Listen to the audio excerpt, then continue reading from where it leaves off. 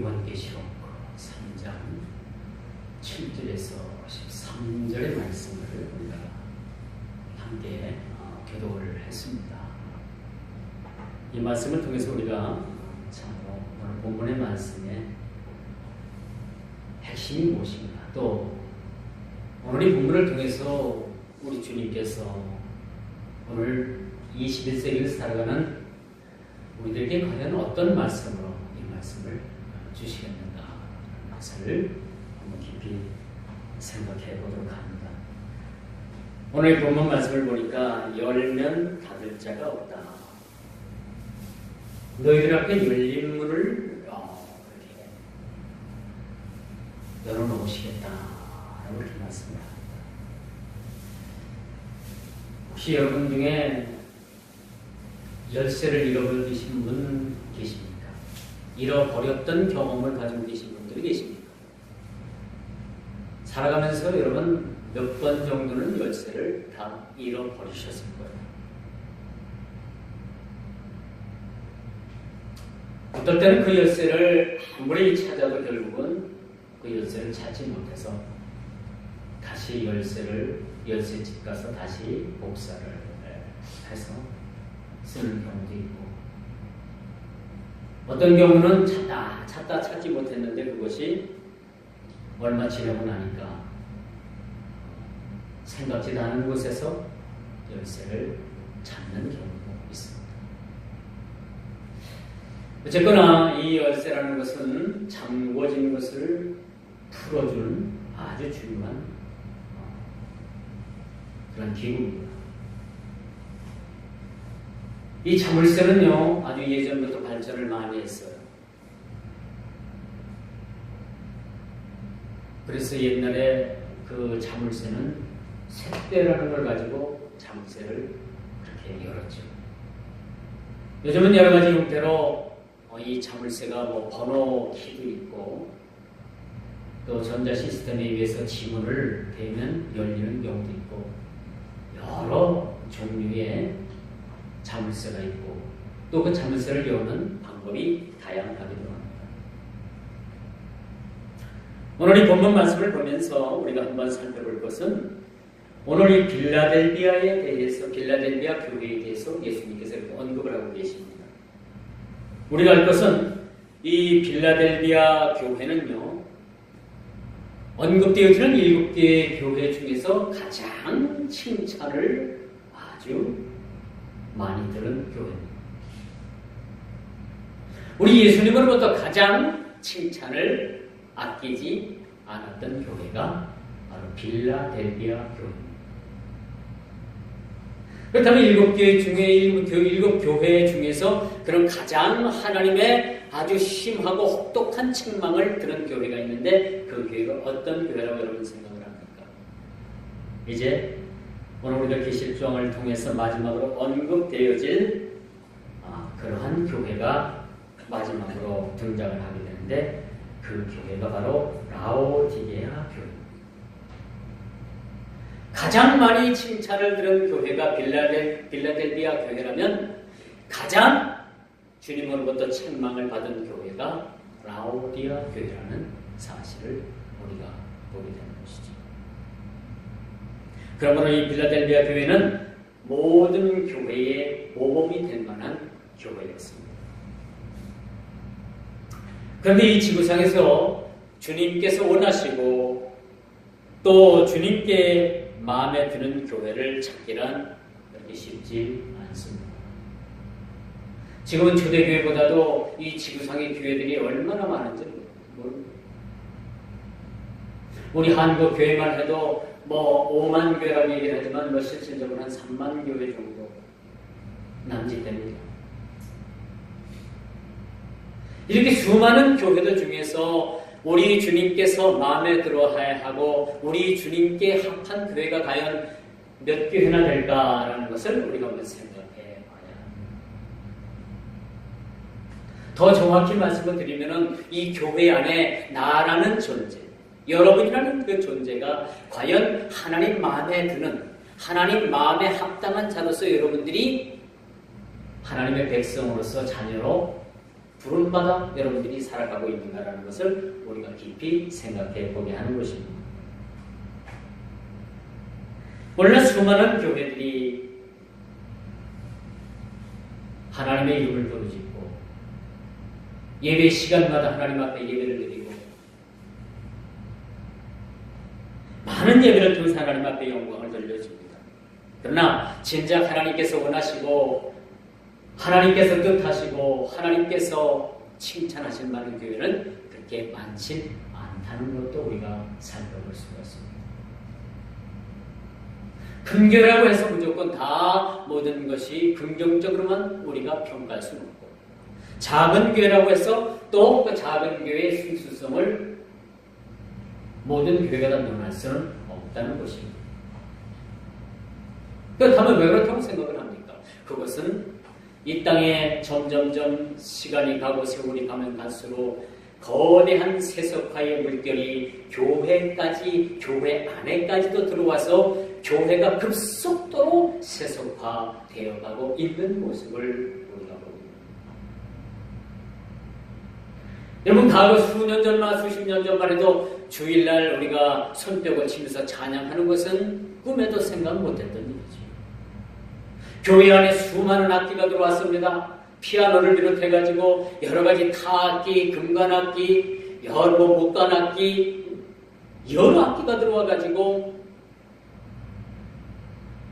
그 악기를 통해서 예배를 드립니다.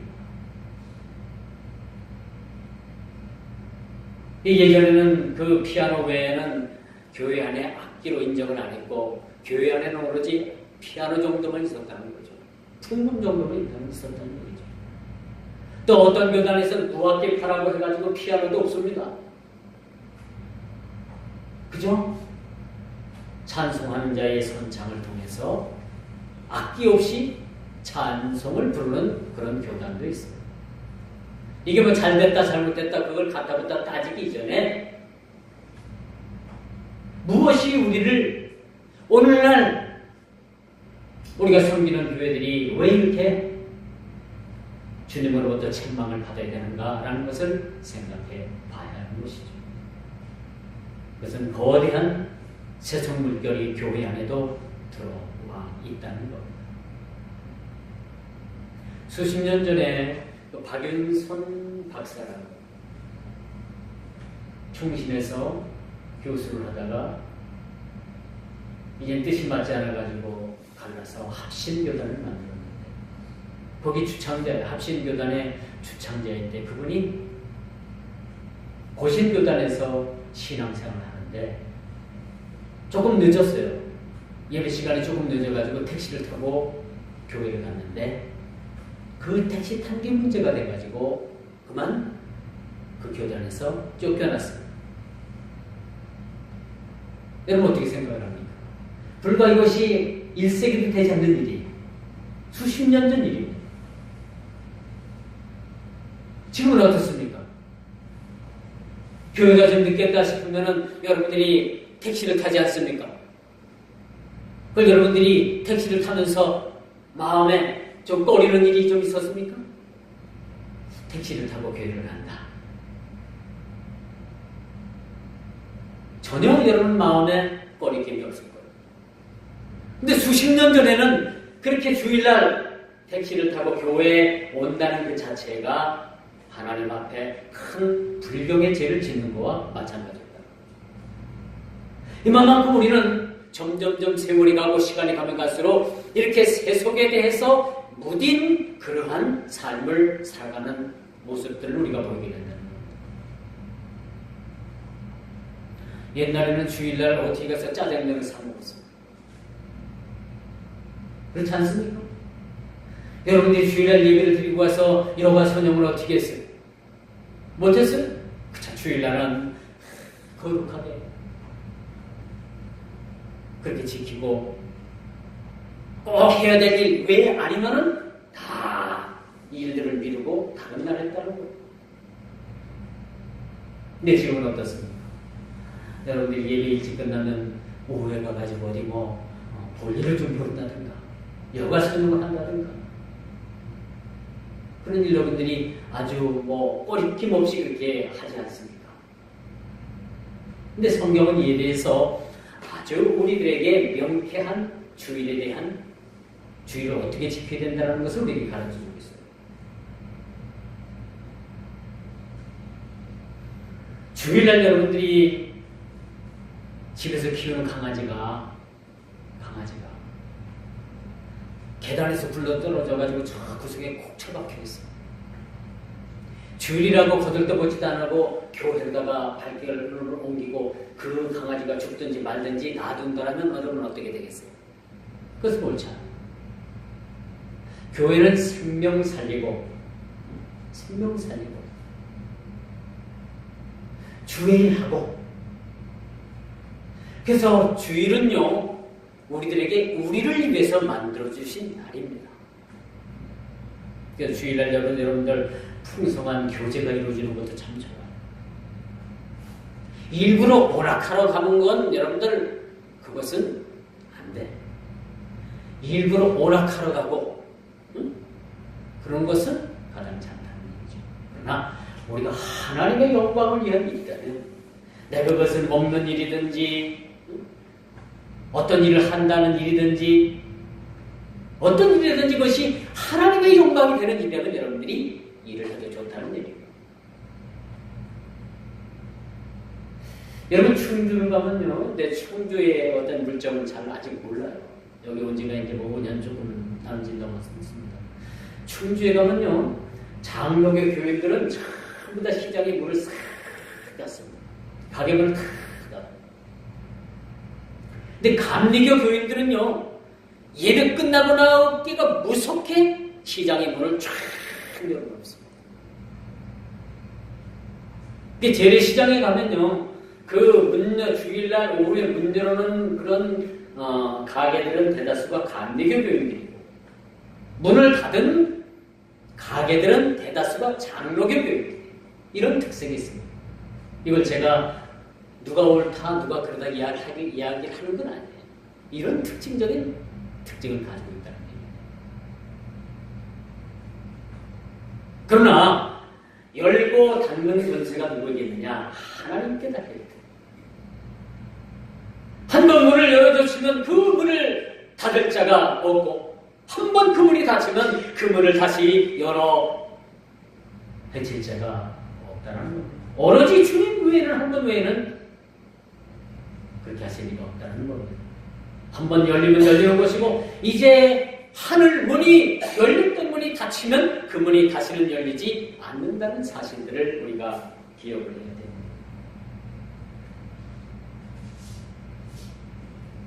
그래서 여러분,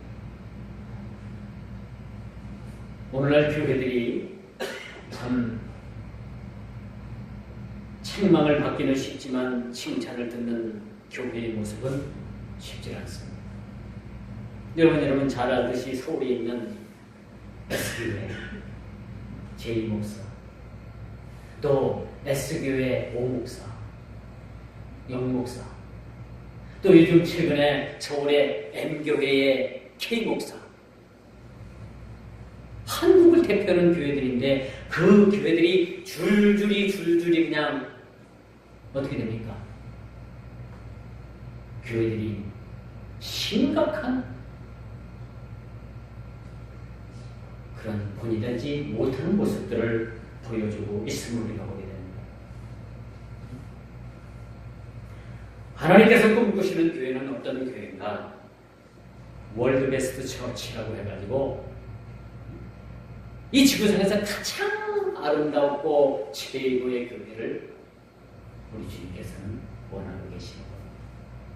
오늘 본문에 등장하는 이 7교회 중에서 가장 월드 베스트 처치, 이런 교회가 어떤 교회였느냐? 바로 빌라델비아와 같은 교회였다는 거예요.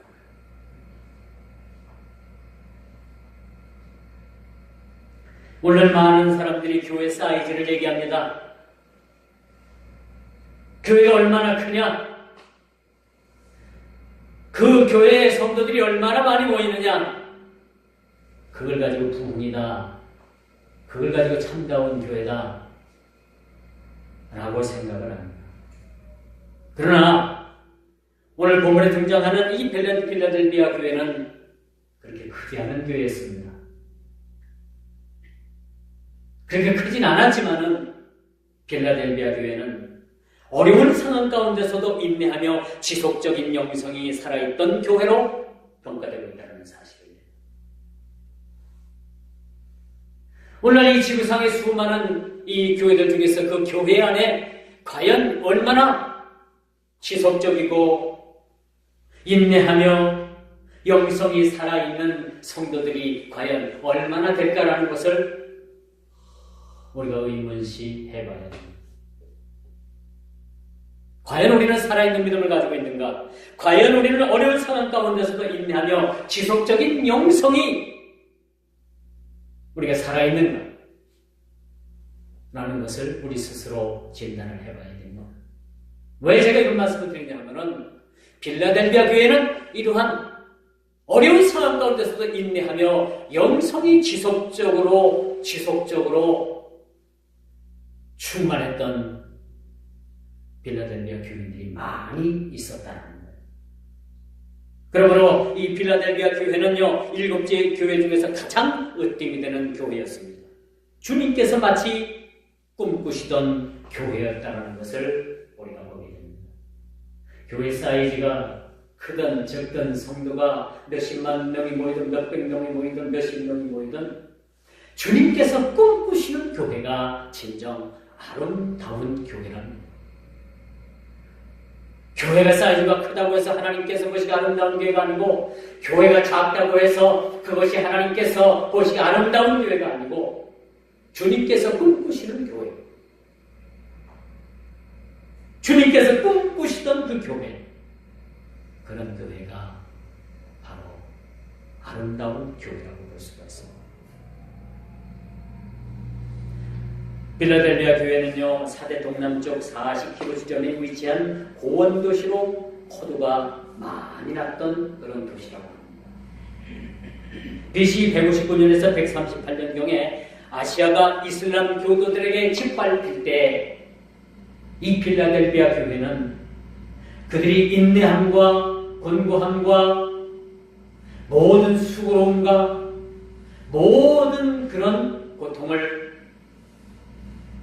인내로서 지속적인 영성으로 교회를 지켜낸다는 겁니다.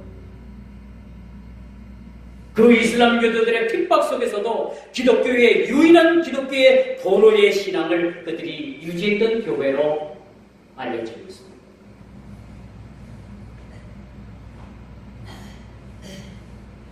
이처럼 다윗의 율서를 가지시니 곧 열면 닫을 자가 없고 또 닫으면 열 사람이 없는 그 예수님께서 이르시되 왜 이처럼 강경하게 우리 주님께서 말씀하실까요?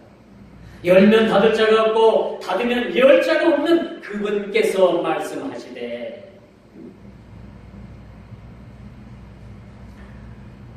당시 교회 안에 집단을 이루고 있던 유대인들의 모습에서 찾아볼 수가 있어요. 오늘 본문에도 보니까 어김없이 자칭 유대인이라고 하는 사단의 회당이라고 하는 자들이 본문에도 등장을 하고 있음을 우리가 보고 있습니다. 교회의 덕을 세우는 일보다도 교회를 대적하고 회방하는 일을 그들은 서슴지 않았다는 거죠. 유대인이라는 이름으로 자기네들만이 유일한 하나님을 믿는 그런 유일 사상을 가진 그런 유대인으로서 기독교인을 핍박하기를 시작을 한 거예요. 핍박뿐만 아니라 당신들같이 예수를 믿으면 천국 갈 수 없다. 마치 우리들 앞에 이 열려져 있는 이 문이 우리 유대인만이 들어갈 수 있다는 그런 착각을 가지고 기독교인들을 폄하를 하게 된 것입니다. 그것을 아신 우리 주님께서 유대인들 너희들 착각하지 마라. 너희들 스스로가 아브라함의 자손이라고 하는 너희들 자신이 착각하면 안 된다. 열린 문이 너희도 있는데 너희들만이 들어가는 문이 아니라 너희들만이 들어간다고 생각하는 그 착각 속에 있는 그 착각을 깨트리지 않으면 너희들에게는 결단코 천국 문에 들어갈 수 없다라는 그런 말씀을 본문 말씀을 통해서 우리에게 말씀을 해주고 있습니다. 천국은 주님께서 여시면 닫을 자가 없습니다. 이 지구상에 유일하게 한반도가 분단의 국가로 그 분단의 아픔을 지금까지 간직한 채 많은 이산가족과 더불어서 한민족이 한이 되었습니다. 이 지구상에서 오직 유일하게 한민족이 분단이 되어서 서로 총칼을 겨루고 있는 그런 현실을 우리가 보게 됩니다. 그러나 엊그제 여러분 북한을 다녀온 특사대에 의하면은 그 김정은 그 젊은 지도자가 아주 많은 변화의 메시지를 가지고 왔습니다. 어찌 보면 이 일로 인해서 남북한이 평화적인 방법으로 통일되면 좋겠다라는 생각을 가져보게 됩니다. 언젠가는 북한의 그 문도 활짝 열려질 것입니다.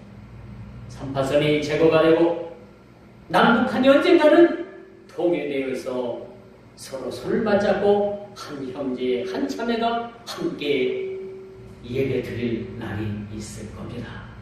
이 날을 위해서 우리가 하나님 앞에 기도해야 됩니다. 참 열려진다는 것은 좋습니다.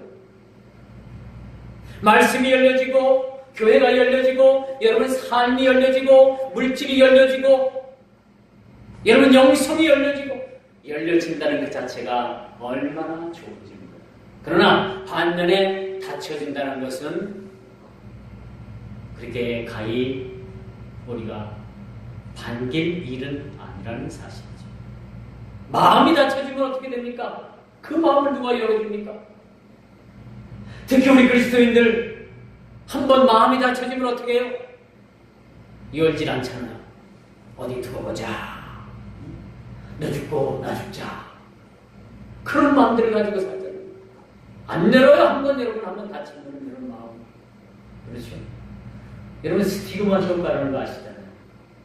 옛날에 과거에 그랬던 그 사람인데 그 사람을 현 시점에서 보면서 아 옛날에 그랬던 그 사람이 지금도 그럴 거야 라는 지레짐작을 갖는 거. 그걸 스티그마 효과라고. 그런 스티그마 효과에 의해서 낙인 찍힌 사람들이 얼마나 많은지 몰라요.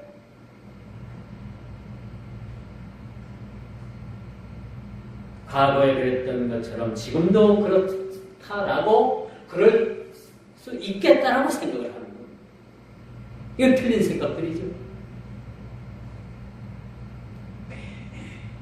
닫혀진 마음을 가지고 보게 되면요. 한없이 자기 자신이 옹졸해진 사람이 됩니다. 큰일 날 사람들은요. 열린 마음을 가져야 돼요. 열린 마인드를 가지고서 모든 사고를 해요. 틀린 것도 잘못된 것도 내가 그것을 생각해보고 아 이런 부분이 잘못됐구나. 잘못된 부분들에 대해서도 우리가 배울 것이 있는데 열린 마음을 가지고 우리가 볼 때 세상을 살아가는 사람은 항상 긍정적인 마음을 가지고 살게 되는 거죠. 반면에 닫힌 마음을 가지고 산 사람들은 그 자신이 얼마나 옹졸한가라는 것을 우리가 보게 됩니다.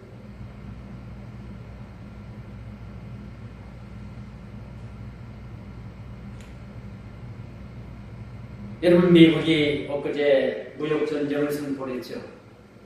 트럼프인지 트럼프인지 그 대통령 되는 분이 철강, 조선, 전자, 자동차, 농산물 여러 분야에서 이제 고유 관세를 매기겠다고 선포를 했습니다. 저거 이제 세계 경제가 불황에 늪으로 빠질 수도 있고 잘못하면은 그 경제가 취약한 나라들은 IMF를 그렇게 또 맞을 수도 있는 상황이 보일 수도 있습니다.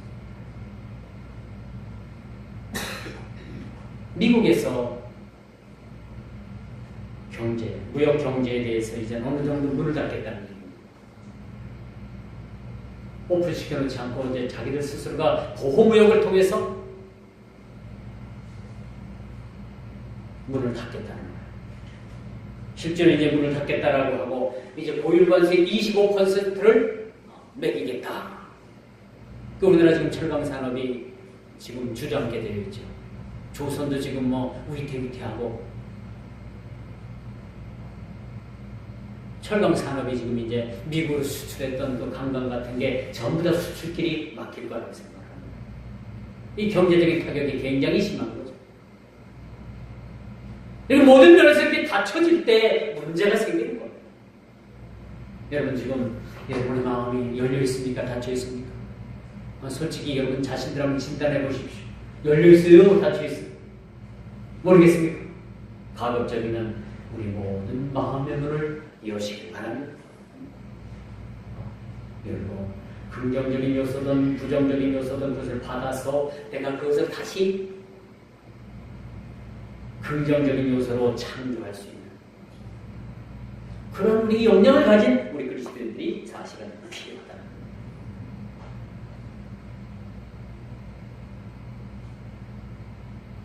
오늘 본문을 살펴봅니다.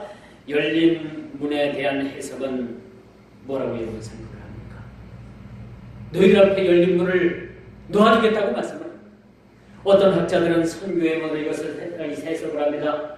또 어떤 분은 기도나 순교로 말미암아 하나님께 직접 나아가는 길로 그렇게 해석을 하는 분들도 있어요. 그러나 여기서 보면 이 천국으로 들어가는 구원의 문으로 우리가 해석을 해야 되는 거죠. 너희 앞에 열린 문을 두겠다. 그러니까 너희는 그 열린 문으로 들어가라는 얘기입니다. 얼마나 우리에게 이 귀한 말씀을 주고 계시는지.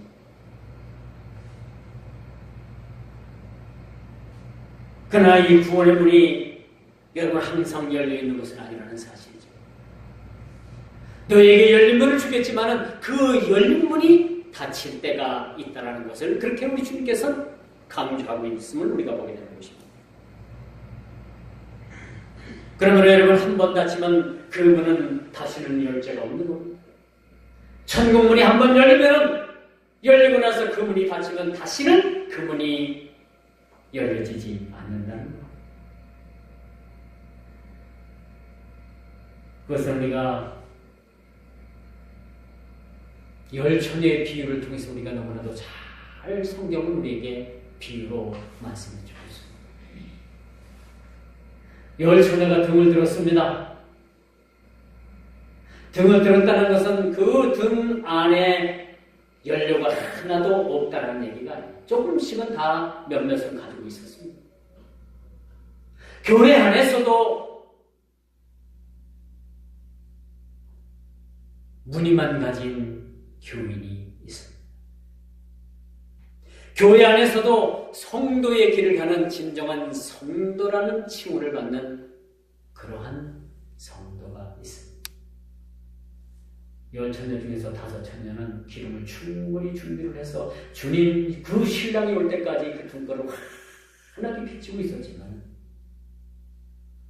등불을 비추다 등불에 기름이 떨어지니까 옆에 5처녀에게 꽂아달라고 안 된다 우리가 꽂으면 이 불을 너희도 못 밝히고 우리도 못 밝힌다. 중간에 꽂으니까 가서 기름 파는 사람에게 가서 돈을 주고 가 사라. 그렇게 이 사람들이 그렇게 되거든요. 맞거든요. 방법론은. 그래서 기름을 사러 간 사이에 신랑이로다 라고 외치는 소리와 함께 문이 쫙 열렸어요. 그리고 거기서 신랑을 기다리던 지혜로운 5처녀는 천국문으로 들어가게 되고 순간 문이 닫혔습니다. 들어가고 나니까 기름을 사갖고 5명의 처녀가 헐레벌 또 쫓아왔지만 이미 문은 닫히고 말았다는 사실을 성경은 우리에게 비유로 말씀합니다.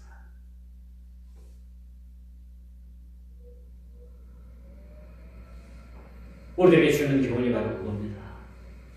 하늘 문이 열릴 때가 있고 그 닫힐 시기가 있다는 겁니다. 그렇기 때문에 항상 깨어 기름 준비하고 항상 우리가 들어갈 준비를 마쳐야 됩니다. 오픈된 이 천국은 그에 합당한 사람들만이 통과할 수 있을 것이며 한 번 닫히면 다시는 그 문이 열리지 않는다는 겁니다. 제가 초대에도 말씀을 드렸습니다만 이런 열린 천국문이 유대인들만 들어가는 걸로 그렇게 착각을 합니다. 지금요, 지금 현 시대의 이스라엘이라는 나라도 그들이 믿는 종교가 기독교가 0.5%도 되지 않습니다. 1%도 되지 않아요. 예수님께서 2000년 전에 오셨지만 그들이 그토록 기다리던 그 메시아 되시는 그 예수님이 2000년 전에 오셨지만 아직도 그들은 초림 메시아를 기다리고 있는 사실을 여러분 알고 계십니까? 아직도 인구의 99.9%가 95%가 유대교에 그들이 몸을 담고 있을 뿐만 아니라 예수님에 대해서 메시아 되신 예수님에 대해서 인정을 하지 않고 있다는 사실을 우리는 알아야 되는 것이죠. 이처럼 유대인들에 있어서 문이 닫혀있는 모습을 우리가 보게 됩니다. 그러나 마지막 때가 되면 문이 열렸을 때는 유대인들 중에서도 거기에 선택받고 구원받은 백성들이 수없이 천국을 통해서 천국으로 들어가게 된다는 사실을 우리가 보게 됩니다.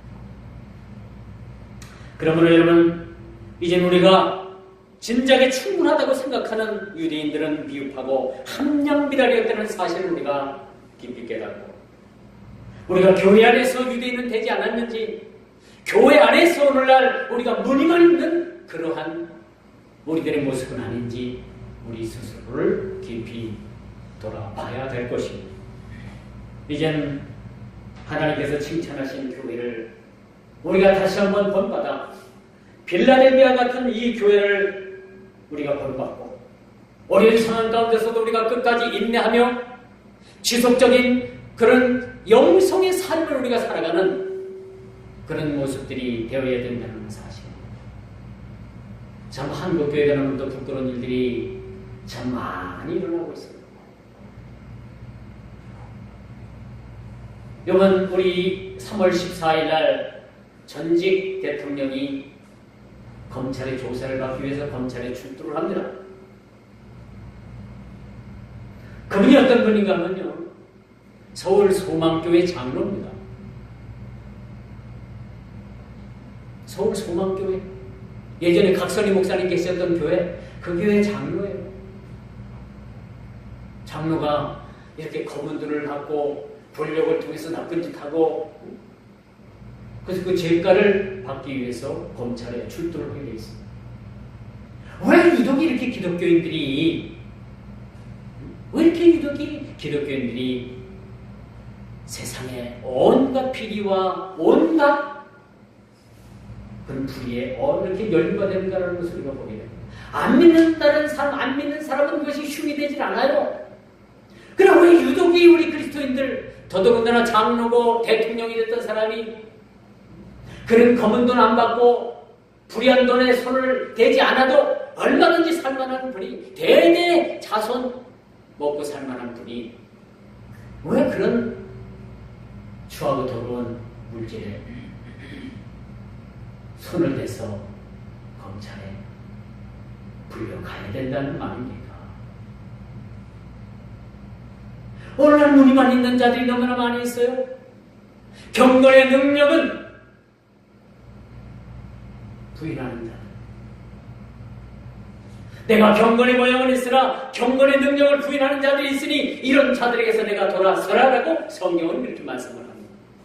오늘 경건의 능력은 있는 것 같아요.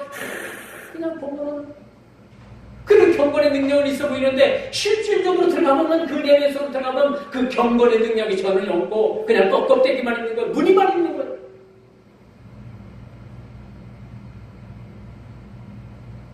저는 빌라델비아 교회는 이런 교회에서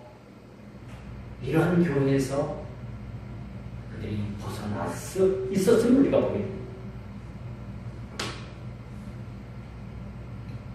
이제 작지만 준비된 빌라델비아 성도들을 향해서 작은 능력을 가지고도 주의 말씀을 지키며 주님을 배반하지 않았다는 것에 대해서 우리 주님으로부터 아주 귀한 칭찬을 듣게 됩니다. 우리가 책망받는 것보다도 칭찬받는 것이 좋죠. 이야기는 그렇지 않겠습니까?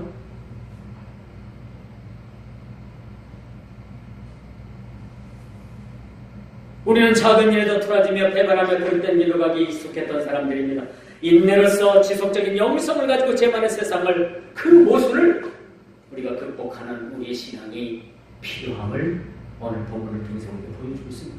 봐라! 필라델비아 성도들은 이렇게 고통과 어려움과 그런 상황 속에서도 그들이 인내하며 끝까지 믿음의 경주를 지키고 인내하며 영성의 삶을 살았다는 것을 우리에게 보여주고 있습니다. 성경이 이렇게 칭찬한 그런 교회 성도들이 별로 없어요.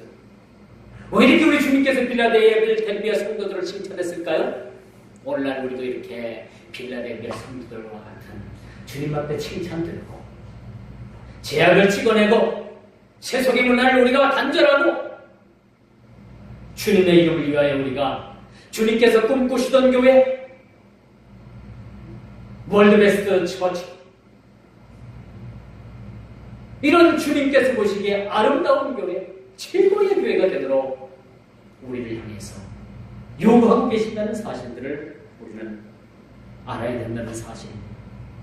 이젠 충성된 필라델비아 교회를 향한 축복과 재림의 약속을 통해서 이 필라델비아 교회를 통해서 우리에게 말씀하십니다. 주님의 부탁은 바로 그거죠. 내가 가진 것을 굳게 잡아 아무나 내 멸류관을 빼앗지 못하게 하라 라고 말씀합니다. 이미 받은 멸류관도 빼앗길 수도 있다는 사실들을 우리가 보게 되는 거죠. 우리가 상급을 빼앗겨서는 안 되는 거죠. 내게 대인 그 십자가, 그 십자가를 지고 우리에게 주실 그 상급을 우리가 향해서 달려갈 수 있는 마치 사도 바울이 경주자의 자세로 나의 달려갈 길과 주 예수께 받은 그 은혜를 따라서 끝까지 달려가겠다고 하는 그런 고백을 우리 모두도 다 같이 고백할 수 있는 저와 여러분들이 되어야 되는 것입니다. 내 가진 것을 굳게 잡으라고 했습니다. 아무나 내 멸류관을 빼앗지 못하게 하라고 그렇게 경고하고 경계의 말씀을 우리에게 주고 있다는 사실입니다. 이제 우리는 마치 세상의 거대한 물결에 떠내려가는 그런 신앙이 아니라 세상의 물결에 역류할 수 있는 몸부림치는 신앙의 자세가 우리에게 필요하다는 사실입니다. 충성된 필라델비아 교회를 향한 축복과 재림의 약속, 이 약속이, 이 주님의 부탁이 오늘 사는 저와 여러분, 오늘 저와 여러분들이 섬기는 이 주의 재단에 임하시기를, 넘치기를, 또 우리가 이 모든 주님의 부탁을 받아 감당하기를 주님의 이름으로 축원하면서 말씀을 맺도록 하겠습니다.